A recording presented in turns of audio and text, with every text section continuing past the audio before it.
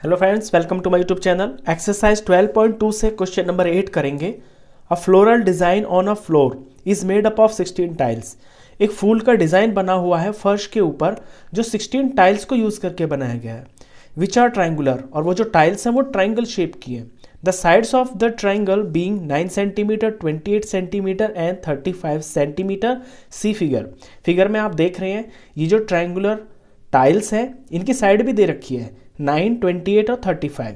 Find the cost of polishing the tiles at the rate of 50 पैसा पर centimetre square. आपको cost of polishing निकालनी है, यानी जो टाइल्स है ना इन सब के ऊपर पॉलिश करने का जो खर्चा है वो आपको निकालना है। रेट दिया हुआ है 50 पैसे पर सेंटीमीटर स्क्वायर।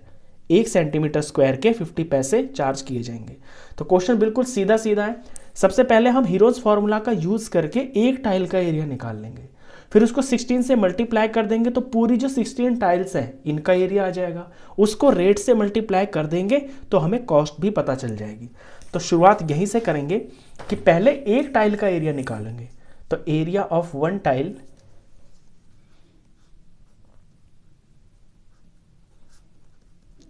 यूज करेंगे हम हीरोन्स फॉर्मूला। हीरोन्स फॉर्मूला होता है एस अंडर रूट में एस माइनस ए, एस माइनस बी और एस माइनस सी। अब यहां पर ये जो ए बी सी होती हैं ये तो होती हैं ट्राइंगल की साइड्स। तो ए में मान लेता हूं 9 सेंटीमीटर को, बी में मान लेता हूं 28 सेंटीमीटर को और सी में मान लेता हूं 35 सेंटीमीटर को। और ये जो एस होता है ये होता है सेमी पेरीमीटर। सेमी पेरीमीटर निकालने के लिए इसकी तीनों साइड्स का सम करके हाफ कर देंगे। तो 9 प्लस 28 प्लस 35 इसका हाफ करेंगे, ऊपर वैल्यू आएगी 72, इसका हाफ करेंगे तो 36 सेंटीमीटर। एस आ गया मेरा 36। फॉर्मूले में वैल्यू पुट करते हैं, एस की जगह 36 लेना है, एस माइनस ए यानी कि 36 माइनस 9, एस माइनस बी यानी 36 माइनस 28, एस माइनस सी यानी 36 माइनस 35। फर्दर सॉल्व करते हैं तो 36 एज इट इज रहेगा और 36 में से 9 माइनस करेंगे तो ये वैल्यू आएगी 27। 36 में से 28 माइनस करेंगे तो ये 8 आएगा और 36 में से 5 माइनस करेंगे तो ये 1 आएगा। अभी मुझे इनका निकालना है प्राइम फैक्टर्स। प्राइम फैक्टर्स निकालूंगा तो ही मेरा स्क्वायर रूट बनेगा। 36 के पीएफ निकालते हैं तो 36 2 से जा रहा है ये 18 आ गया, 2 से जा रहा है 9 आ गया, ये 3 से जाएगा तो 3 आ गया, ये 3 से जाएगा तो 1 आ गया। तो 2 इंटू 2 इंटू 3 इंटू 3 ये 36 के पीएफ हो गए। 27 के प्राइम फैक्टर्स निकालते हैं। 27 3 से जाता है, ये 9 आ गया, ये 3 से जाएगा 3 आ गया, ये 3 से जाएगा 1 आ गया। तो 3 इंटू 3 इंटू 3। अभी 8 के प्राइम फैक्टर्स निकालते हैं तो 8 2 से जाएगा तो 4 आ गया, ये 2 से जाएगा तो 2 आ गया, ये 2 से डिवाइड होकर 1 आ गया। 2 इंटू 2 इंटू 2 ये 1 बचा है। 1 रूट में इसका कोई इंपॉर्टेंस नहीं है, 1 इनके साथ मल्टीप्लाई हो गई यही वैल्यू रहेगी, तो इसका हमें कुछ नहीं करना। अभी जो मेरे पीएफ आए हैं इनमें से 2 का पेयर बनेगा और 2 में से 1 बाहर आएगा। तो मैंने देखा यहाँ पे ये 2 का पेयर बन रहा है तो इन दोनों में से एक 2 बाहर आ गया। आगे और देखता हूँ, एक पेयर 2 का और बन रहा है, इन दोनों में से एक 2 बाहर आ गया। अभी ये एक 2 बच गया है, इसका पेयर तो नहीं बन रहा तो ये अंडर रूट के अंदर ही रहेगा। अब 3 पे आते हैं, ये 3 का पेयर बन रहा है, इनमें से एक बाहर आ गया। यहाँ पे 3 का पेयर बन रहा है, इनमें से एक बाहर आ गया, ये 3 अकेला रह गया। तो यहाँ पर अंडर रूट में एक 3 और एक 2 बच गए, इनका प्रोडक्ट करेंगे तो 3 2 6 हो गया। तो ये रूट के अंदर ही रहेगा 6। बार बार देखा, 2 2 4, 4 3 12, 12 3 36 और under root 6 as it is. अभी इसकी एग्जैक्ट वैल्यू निकालने के लिए, टाइल का एग्जैक्ट एरिया निकालने के लिए मुझे रूट 6 की वैल्यू निकालनी पड़ेगी। तो 36 मल्टीप्लाई रूट 6 की वैल्यू। अब रूट 6 की वैल्यू यानी कि 6 का मुझे निकालना पड़ेगा स्क्वायर रूट, और वो मैं निकालूंगा डिवीजन मेथड से। तो जिन बच्चों को डिवीजन मेथड थोड़ा कम आता है वो ध्यान दें, इसमें आप सीख भी जाएंगे। 6 है मेरा नंबर, पॉइंट के बाद में ऐसे पेयर बना लूंगा जीरोस के, क्योंकि डिवीजन मेथड में ना आपके पेयर्स बनते हैं। पॉइंट से पहले मेरा एक ही नंबर है ना तो ये एक ही पेयर माना जाएगा इसी नंबर को। यहाँ पे 2-2 के पेयर बनते हैं।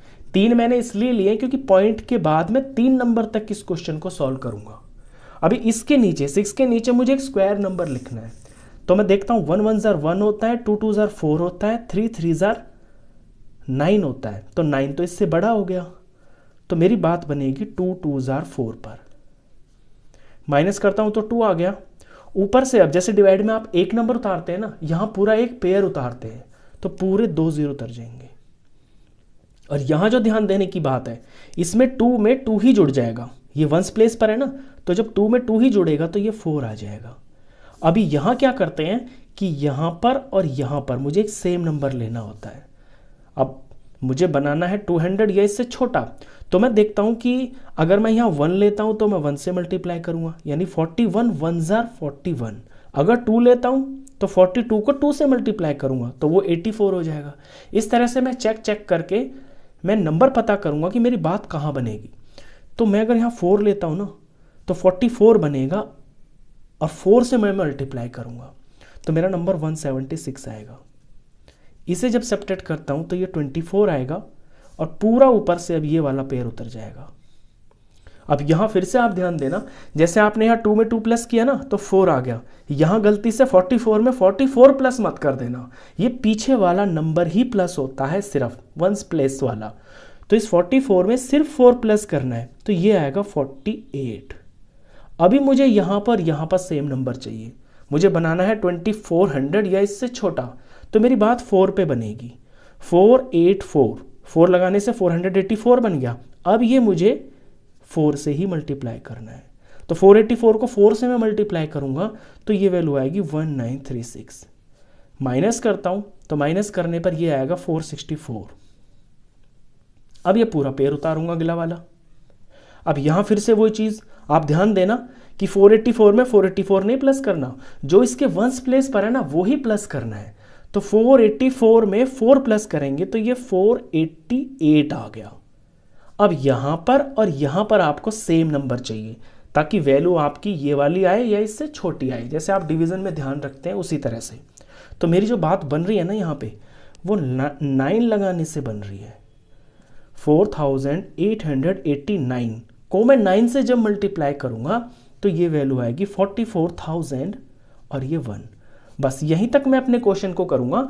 पॉइंट के बाद 3 नंबर तक करें आप क्वेश्चन को। फिर ये जो 3 नंबर है ना, इनमें से भी पीछे वाले ये जो 2 हैं इन्हें आप राउंड ऑफ करेंगे। अब मैं यहाँ राउंड ऑफ भी करके दिखा देता हूँ आपको। देखिए ये है 2.449। अब पीछे के ये जो 2 नंबर है इनको मैं राउंड ऑफ करता हूँ, तो पीछे लिखा हुआ है 49, तो 49 नियरेस्ट 10 करता हूँ तो ये मेरा 50 के पास होता है। तो इस 2.449 को मैं, पीछे के 49 को मैं 50 लिख सकता हूँ। और डेसिमल में आपको पता है कि नंबर, डेसिमल के बाद जो नंबर होता है उसकी तो वैल्यू होती है। लास्ट में जो जीरोज होते हैं ना, 1 लगाएं 2 लगाएं कितने भी लगाएं या ना लगाएं, बात एक ही है।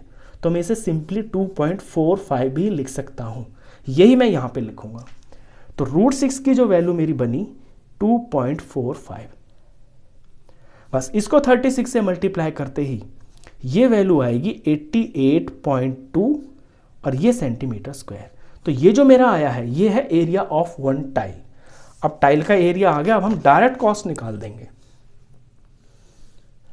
The cost of polishing 16 tile, 16 है ना तो इसलिए 16। मैं एक ही स्टेप में सारा क्वेश्चन कर दूंगा इसको। अब एरिया, एक टाइल का जो एरिया है वो तो है 88.2 सेंटीमीटर स्क्वायर। अब क्योंकि 16 टाइल है तो इसे मैं 16 से मल्टीप्लाई कर दूंगा। अब यहाँ पर रेट पे आप ध्यान दें, रेट जो बुक के अंदर दिया है ना, रेट आपको दे रखा है ये 50 पैसे दे रखे हैं।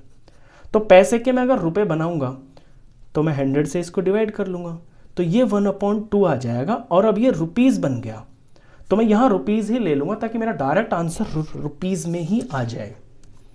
तो यहाँ ले लेता हूँ मैं ₹1/2 और पर सेंटीमीटर स्क्वायर ये भी लिखा हुआ, तो ये भी आप लिखना, रेट को आप तरीके से लिखना। अब यहाँ सेंटीमीटर स्क्वायर से सेंटीमीटर स्क्वायर कट गया, ये जो 2 है ये 16 को पूरा काट देगा, 2 1 जार 2 8 जार। अभी सिर्फ आपके पास यहाँ ऊपर जो यूनिट बची है वो है रुपीज़, और नंबर में बचा है 88.2 मल्टीप्लाई 8, इसे आप मल्टीप्लाई कर लेंगे, ये वैल्यू आएगी आपकी 705.6 और यही आपका आंसर है। बुक में आप देख रहे होंगे कि पीछे जीरो भी लगा होगा, वो जीरो इसलिए लगा हुआ है क्योंकि पॉइंट के बाद ना आपके पैसे बोले जाते हैं। तो जब आपका रुपीज़ में आंसर आ रहा है, पॉइंट के बाद कोई एक नंबर है, तो वहाँ आप खाली जगह में ज़ीरो लगा लें। यहाँ सिंपली ये पता चलता है कि ₹705.60, यही इसका आंसर है। तो क्वेश्चन खत्म। इस वीडियो में बस इतना ही। नेक्स्ट क्वेश्चन के लिए मिलते हैं फिर नेक्स्ट वीडियो में, तब तक के लिए गुड बाय।